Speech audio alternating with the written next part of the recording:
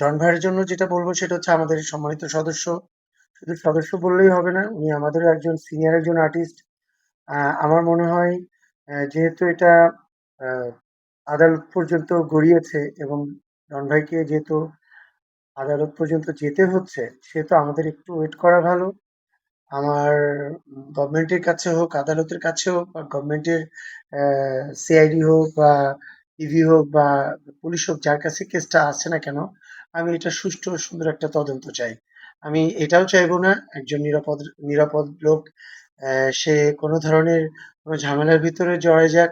আমি এটাও চাইবো না যে কোনো সময় বা কোনোভাবেই যাতে আমাদের সালমান শাহ ভাইয়ের সুষ্ঠু ও সুন্দর তদন্ত ছাড়া বিচারের আওতায় যাতে কেউ চলে আসে। এটা আইনের ব্যাপার, আইন আইনের পথে চলবে, আইন আইনের মতো করে চলুক।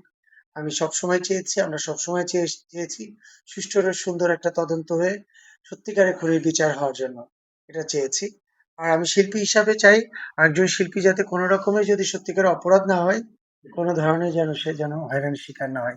যতক্ষণ না পর্যন্ত একটা, যেহেতু এটা এখন কোর্টে চলে গেছে, যতক্ষণ না পর্যন্ত আহ একটা অপরাধী সে অপরাধ দোষী সাব্যস্ত না হচ্ছে, ততক্ষণ পর্যন্ত আসলে আমার শুধু অ্যাসোসিয়েশন না, কারোরই কোনো কিছু করার থাকে না।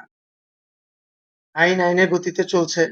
আমরা আহ, আমাদের তরফ থেকে আসলে ওরকম কোনো সাপোর্ট ওনার পক্ষ থেকে এখনো চাওয়া হয় নাই, বা ওনার কোনো পরিবারের কেউই এখন পর্যন্ত আমাদের কাছে সহযোগিতা চায়নি। আর এটা যেহেতু একটা আলোচিত কেস, আলোচিত মামলা, সেক্ষেত্রে সুন্দর একটা তদন্ত হবে, আমরা এটাই আশা করি।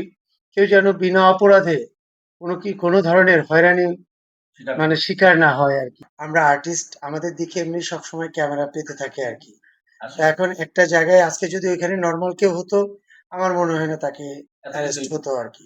সারা পৃথিবীতে আমার মতো অসংখ্য ভক্ত অনুরাগ রয়েছেন সালমান শাহ ভাইয়ের।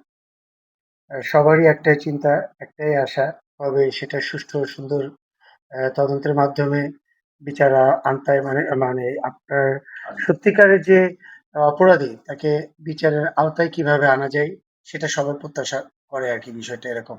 উনি তো বাংলাদেশের ছিল না? তো উনি কেন এর আগে অ্যারেস্ট হয়নি? ওনার ব্লক করা ছিল ওনার পাসপোর্ট। ওখানে যাওয়ার পরে যেহেতু এটা একটা আলোচিত মামলা, আর আলোচিত মামলা বিধায় ওইখানে ওনাকে আসামি হিসেবে ধরা হয়েছে। আজকে যদি ওইখানে নর্মাল কেউ হতো, আমার মনে হয় না তাকে অ্যারেস্ট হতো আর কি, এত কিছু হতো। যেমন প্লাসও আছে তেমন মাইনাসও আছে।